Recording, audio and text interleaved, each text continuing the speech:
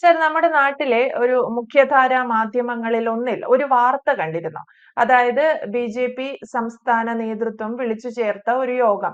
ആ യോഗത്തിൽ വി. മുരളീധരനെ പോലെയുള്ള നേതാക്കളെ പങ്കെടുപ്പിച്ചിട്ടില്ല. അവരോട് ഇത്തരത്തിൽ യോഗം നടക്കുന്നുണ്ടെന്നുള്ള വിവരം കൈമാറിയിട്ടില്ല. അത്തരത്തിലൊരു വാർത്ത പ്രത്യക്ഷപ്പെട്ടിരുന്നു. അതൊരു വലിയ ബ്രേക്കിംഗ് വാർത്ത പോലെയാണ് ആ മാധ്യമങ്ങളിലൊക്കെ പ്രത്യക്ഷപ്പെട്ടത്. അപ്പോൾ എന്റെ ഒരു ചോദ്യം എന്ന് പറയുന്നത്, ഇത്തരത്തിൽ ഒരു അഭിപ്രായ ഭിന്നത അല്ലെങ്കിൽ ഇത്തരത്തിൽ നേതൃത്വങ്ങൾ തമ്മിലടി ബി.ജെ.പിയിലുണ്ടോ? രാജീവ് ചന്ദ്രശേഖർ പ്രസിഡന്റായി വന്നതിന് ശേഷം ബി.ജെ.പിയിൽ സംസ്ഥാന നേതൃത്വത്തിൽ വി. മുരളീധരനെ പോലെയുള്ള നേതാക്കൾ, രാജീവ് ചന്ദ്രശേഖരനെ പോലെയുള്ള നേതാക്കൾ തമ്മിൽ ഏതെങ്കിലും തരത്തിലുള്ള അഭിപ്രായ വ്യത്യാസങ്ങൾ ബി.ജെ.പിയിൽ നിലനിൽക്കുന്നുണ്ടോ? ഇതൊരു ശരിക്കും പറഞ്ഞാൽ ഇതൊരു തമാശയായിട്ടാണ് എനിക്ക് തോന്നുന്നത്. ഈ യോഗം എന്താണെന്ന് എനിക്ക് വ്യക്തമായിട്ട് അറിയാം. 24 ന്യൂസിലാണ് ഞാൻ ഈ വാർത്ത എന്റെ ശ്രദ്ധയിൽപ്പെട്ടത്. അതായത് ഇപ്പോൾ ബി.ജെ.പി. മാത്രമല്ല, കേരളത്തിലെ എല്ലാ രാഷ്ട്രീയ പാർട്ടികളും ഒരു പ്രത്യേക രംഗത്ത് വളരെയേറെ സജീവമാണ്. അതായത് പഞ്ചായത്ത് തെരഞ്ഞെടുപ്പ് വരികയാണ്. അതിന്റെ വോട്ടേഴ്സ് ലിസ്റ്റിൽ പേര് ചേർക്കാനുള്ള പോർട്ടൽ ഈ ജൂലൈ മാസം 4-ാം തീയതി ഓപ്പൺ ചെയ്യപ്പെടും എന്ന് എല്ലാവർക്കും അറിയാം. അതിനെ തുടർന്ന് കേരളത്തിലെ ഭരണ പ്രതിപക്ഷ ഭേദമന്യേ എല്ലാ രാഷ്ട്രീയ പാർട്ടികളും, അത് CPM ആണെങ്കിലും കോൺഗ്രസ് ആണെങ്കിലും even Kerala Congress, league, RSP അടക്കം എല്ലാ രാഷ്ട്രീയ പാർട്ടികളും അതുകൊണ്ട് വോട്ടർ പട്ടിക പുതുക്കുന്ന തിരക്കിലാണ്. കരട് വോട്ടർ പട്ടിക പ്രസിദ്ധീകരിക്കുകയും അതിനെ തുടർന്ന് വോട്ടർ പട്ടിക പരിശോധിച്ചുകൊണ്ട് രാഷ്ട്രീയ പാർട്ടികൾക്ക്, വ്യക്തികൾക്ക്, എല്ലാവർക്കും പുതിയ വോട്ടർമാരെ ചേർക്കാനുള്ള അവസരം വരികയാണ്. ഇതിനായിട്ടുള്ള വളരെ വലിയ തെരഞ്ഞെടുപ്പ് ഒരുക്കങ്ങൾ, അണിയറ പ്രവർത്തനങ്ങൾ എല്ലാ രാഷ്ട്രീയ പാർട്ടികളും തിരക്കിട്ട് ചെയ്തുകൊണ്ടിരിക്കുന്നത് പോലെ തന്നെ ബി.ജെ.പിയിലും അത്തരം പ്രവർത്തനങ്ങൾ നടക്കുന്നുണ്ട്. ഈ പ്രവർത്തനങ്ങളുടെ ഭാഗമായി ബൂത്ത് തലം, വാർഡ് തലം, അല്ലെങ്കിൽ പഞ്ചായത്ത്, മണ്ഡലം, ജില്ല, അതുപോലെ തന്നെ സംസ്ഥാന തലത്തിലും അതിനുള്ള ഒരുക്കങ്ങൾ, അതിനുള്ള യോഗങ്ങൾ വിവിധ തരത്തിൽ ചേരാറുണ്ട്.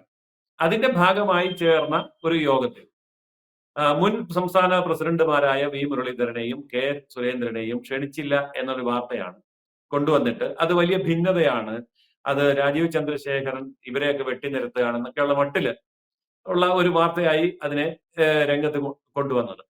എന്നാൽ സത്യത്തിൽ അവിടെ നടന്നത് എന്താണെന്ന് ചോദിച്ചാൽ, സാധാരണ രീതിയിലുള്ള ഒരു സംസ്ഥാന നേതൃസമ്മേളനമോ ഒരു സംസ്ഥാന കമ്മിറ്റിയോ സംസ്ഥാന കൗൺസിലോ ഒന്നുമല്ല അവിടെ നടന്നത്.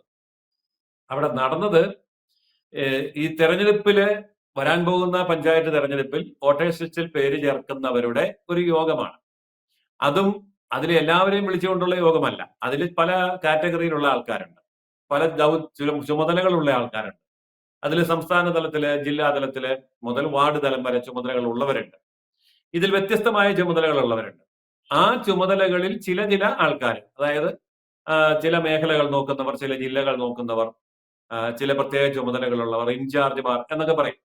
അപ്പൊ അവരുടെ ഒരു യോഗമാണ് നടന്നത്. ഈ യോഗം നടക്കുമ്പോൾ അതിൽ പങ്കെടുക്കേണ്ടവരെയാണ് ക്ഷണിക്കേണ്ടത്. അപ്പോ ഒരു സംസ്ഥാനതല കമ്മിറ്റിയോ സംസ്ഥാന കൗൺസിലോ അല്ലെങ്കിൽ സംസ്ഥാന സമ്മേളനമോ സംസ്ഥാന നേതൃയോഗമോ ഒക്കെ ആണെങ്കിൽ ഈ പറഞ്ഞ പോലെ മുൻ സംസ്ഥാന പ്രസിഡന്റുമാരെയൊക്കെ ക്ഷണിക്കുക എന്നുള്ള ഒരു രീതിയുണ്ട്. പക്ഷെ ഇവിടെ ഒരു പ്രത്യേക ബിസിനസിന് വേണ്ടി മാത്രം നടന്ന ഒരു യോഗമായതുകൊണ്ട് അതിൽ ഈ പറഞ്ഞ ആൾക്കാരെ ഒന്നും ക്ഷണിക്കേണ്ട കാര്യമേ ഇല്ല. ഇനി അവര് ചെയ്യേണ്ട അനിവാര്യമായ ഡ്യൂട്ടികളെ സംബന്ധിച്ചുള്ള യോഗങ്ങൾ നടക്കുന്നുണ്ട്, അത് പ്രത്യേകമായും നടക്കുന്നുണ്ട്. അപ്പൊ ഓരോ കാറ്റഗറി തിരിഞ്ഞിട്ട് ഓരോ തരത്തിലുള്ള യോഗങ്ങൾ നടക്കുമ്പോൾ ആ കാറ്റഗറിയുടെ യോഗമാണ് അവിടെ നടക്കുന്നത് എന്ന് ഈ ശരിക്കും പറഞ്ഞാൽ ഈ ചാനലുകാർക്ക് അറിയാം, അല്ലെങ്കിൽ ഈ വാർത്ത ഉണ്ടാക്കിയവർക്ക് അറിയാം. പക്ഷെ അത് മറച്ചു വെച്ചുകൊണ്ട് ഇതൊരു വലിയ സംസ്ഥാന സമ്മേളനമായിരുന്നു, എന്നിട്ട് വിളിച്ചില്ല, അതുകൊണ്ട് അതിൽ ഭിന്നതയുണ്ട്, ഇത് രാജീവ് ചന്ദ്രശേഖരന്റെ അജണ്ടയാണ് എന്നൊക്കെ പറഞ്ഞ് രാജീവ് ചന്ദ്രശേഖരന്റെ നേതൃത്വത്തെ ചോദ്യം ചെയ്യാനും ബി.ജെ.പിക്കുള്ളിൽ ഒരു ആശയക്കുഴപ്പം ഉണ്ടാക്കാനും നടത്തിയ ബോധപൂർവമായ വളച്ചൊടിക്കൽ, അതായത് ബി.ജെ.പി. വിരുദ്ധ മാധ്യമ പ്രവർത്തനമാണ് ഇവിടെ സംഭവിച്ചത്. അതിന്റെ കാരണം ഇപ്പോൾ കേരളത്തിലെ സംസ്ഥാന അധ്യക്ഷനായി വന്നിരിക്കുന്ന ശ്രീ രാജീവ് ചന്ദ്രശേഖർജി, അതോടൊപ്പം തന്നെ NDAയിലെ ഘടകകക്ഷിയായ BDJSലെ ശ്രീ തുഷാർ വെള്ളാപ്പള്ളി, ഈ രണ്ടുപേരെ മാധ്യമങ്ങൾക്ക് എങ്ങനെ വളഞ്ഞിട്ട് ആക്രമിച്ചാലും, ഏത് കുതന്ത്രത്തിലുള്ള എന്ത് ചോദ്യം ചോദിച്ചാലും എളുപ്പത്തിലൊന്നും പിടിച്ചു കുലുക്കാൻ പറ്റുന്നവരല്ല എന്ന് മാത്രമല്ല, നല്ല കണക്കിന് മറുപടി കൊടുക്കും. അതായത് ഉരുളക്കുപ്പേരി എന്നുള്ള മട്ടിൽ മറുപടി പറയാൻ അറിയുന്ന രണ്ടുപേരാണ്. എന്ന് പറഞ്ഞാൽ ഇതിനു മുമ്പുള്ളവർക്ക് അറിയാൻ വയ്യ എന്നല്ല ഞാൻ പറയുന്നതിന്റെ അർത്ഥം. പൊതുവെ എല്ലാവരും കരുതിയിരുന്നത് രാജീവ് ചന്ദ്രശേഖർക്ക് രാഷ്ട്രീയമൊന്നും അറിയത്തില്ല, അല്ലെങ്കിൽ കേരളമായിട്ട് വലിയ ബന്ധമില്ല, അദ്ദേഹത്തിന് മര്യാദയ്ക്ക് മലയാളം പോലും അറിയത്തില്ല, അതുകൊണ്ട് വന്നു കഴിഞ്ഞാൽ നമുക്കൊന്ന് പപ്പടം പോലെ പൊടിച്ചു കളയാം എന്ന് കരുതിയാണ് പല ചാനൽ റിപ്പോർട്ടർമാരും ഇവരെ സമീപിക്കുന്നത്. അപ്പോ സത്യത്തിൽ സംഭവിച്ചത് മറിച്ചാണ്. അത് രാജീവ് ചന്ദ്രശേഖർജി ആണെങ്കിലും തുഷാർ വെള്ളാപ്പള്ളി ആണെങ്കിലും അവരുടെ രണ്ടുപേരുടെയും ബാക്ക്ഗ്രൗണ്ട് ബിസിനസ്സാണ്. അപ്പൊ ബിസിനസ് ബാക്ക്ഗ്രൗണ്ടിൽ നിന്ന് വന്നു. അവരെ സംബന്ധിച്ചിടത്തോളം കുറ്റം പറയാനൊന്നുമില്ല. കാരണം അവർക്കൊക്കെ കോടാനുകോടി രൂപയുടെ സമ്പത്ത് കയ്യിലിട്ട് അമ്മാനമാടുന്ന ആൾക്കാരായതുകൊണ്ട് അവർക്കിപ്പോ ഈ രാഷ്ട്രീയത്തിൽ വരുന്നത് നഷ്ടമാണ്. സത്യത്തിൽ അവർക്കൊക്കെ രാഷ്ട്രീയത്തിൽ വരുന്നത് നഷ്ടമാണ്. പക്ഷെ എങ്കിലും അവർ രാഷ്ട്രീയത്തിൽ വരുമ്പോൾ അവർ രാജ്യത്തിന് വേണ്ടി ചെയ്യുന്ന വലിയൊരു ത്യാഗമാണ്. രാഷ്ട്രീയത്തിന് വേണ്ടി, രാഷ്ട്രത്തിന് വേണ്ടി, പൊതുസമൂഹത്തിന് വേണ്ടി ചെയ്യുന്ന വലിയൊരു ത്യാഗമാണ്. അവർ ബിസിനസ്സും നോക്കണം, രാഷ്ട്രീയത്തിൽ വലിയ ചുമതലയും വഹിക്കണം, ഈ ചോദ്യങ്ങൾക്കൊക്കെ മറുപടിയും പറയണം. അപ്പോ അത് അവർ ചെയ്യുന്നത് ശരിക്കും പറഞ്ഞാൽ അവരുടെ ബിസിനസ് നഷ്ടം സഹിച്ചുകൊണ്ട് അവർ പൊതുപ്രവർത്തന രംഗത്ത് നിൽക്കുകയാണ്. അപ്പോ അവരെ ഒന്ന് പൊടിച്ച് നശിപ്പിച്ചു കളയാമെന്നാണ് ഈ മാധ്യമങ്ങൾ വിചാരിച്ചത്. പക്ഷെ അവർ നല്ല ഭംഗിയായിട്ട് ചോദ്യങ്ങൾക്ക് മറുപടി പറയും, നല്ല രീതിയിൽ ഈ NDA അല്ലെങ്കിൽ BJPയെ നയിക്കുകയും ചെയ്യുന്നു. ഇത് വരാൻ പോകുന്ന പഞ്ചായത്ത് തെരഞ്ഞെടുപ്പിൽ വലിയ ഇമ്പാക്റ്റ് ഉണ്ടാക്കും എന്ന് മീഡിയയിലുള്ള എല്ലാവർക്കും അറിയാം. കാരണം അവർ എപ്പോഴും രാഷ്ട്രീയക്കാരുമായി നിരന്തരം ബന്ധപ്പെടുന്നവരാണ്. ഓരോ മുന്നണികളെയും ഓരോ പാർട്ടികളെയും വിശദമായി പഠിക്കുന്നവരാണ്. ഓരോ നേതാവിന്റെ നേതൃത്വ ശേഷിയെ വിലയിരുത്തുന്നവരാണ്. അപ്പോൾ അവർക്ക് മനസ്സിലായി ഈ പോക്ക് പോയാൽ ദേശീയ ജനാധിപത്യ സഖ്യവും BJPയും അടുത്ത പഞ്ചായത്ത് ഇലക്ഷനിൽ വലിയ മുന്നേറ്റം ഉണ്ടാക്കും. ഞെട്ടിക്കുന്ന മുന്നേറ്റമായിരിക്കും ഉണ്ടാകുന്നത്. നിലമ്പൂര് നമ്മൾ ശ്രദ്ധിച്ചാൽ അറിയാമല്ലോ, എല്ലാ മുന്നണികളും വോട്ടിന്റെ ശതമാനത്തിൽ പുറകോട്ട് പോയി, വോട്ടിന്റെ എണ്ണത്തിലും പുറകോട്ട് പോയി. പക്ഷേ BJP മാത്രമാണ് മുന്നോട്ട് വന്നത് എന്ന് പറഞ്ഞതുപോലെ ആയിരിക്കില്ല. അതിനേക്കാൾ വലിയൊരു കുതിച്ചുചാട്ടം പഞ്ചായത്ത് ഇലക്ഷനിൽ ദേശീയ ജനാധിപത്യ സഖ്യത്തിനുണ്ടാവും, പ്രത്യേകിച്ച് BJPക്ക് ഉണ്ടാവും. അപ്പൊ വിസിബിൾ ആയിട്ടുള്ള ഒരു വലിയ ചേഞ്ച് വരാൻ പോകുന്നു. അത് കേരള രാഷ്ട്രീയത്തിന്റെ ഘടന, അതിന്റെ സ്ട്രക്ചർ തന്നെ തകർത്ത് കളയും.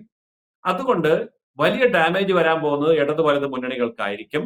ഇതൊക്കെ മനസ്സിലാക്കിയവരാണ് ഒരു കടന്നാക്രമണത്തിന് ഒരു അവസരം ഒരുക്കിക്കൊണ്ട് രാജീവ് ചന്ദ്രശേഖരനെ ഇല്ലായ്മ ചെയ്യാനോ അല്ലെങ്കിൽ ചെറുതാക്കി കാണിക്കാനോ BJPയുടെ ശക്തി ക്ഷയിപ്പിക്കാനോ വേണ്ടി ഇത്തരമൊരു വ്യാജ വാർത്ത സൃഷ്ടിച്ചത്.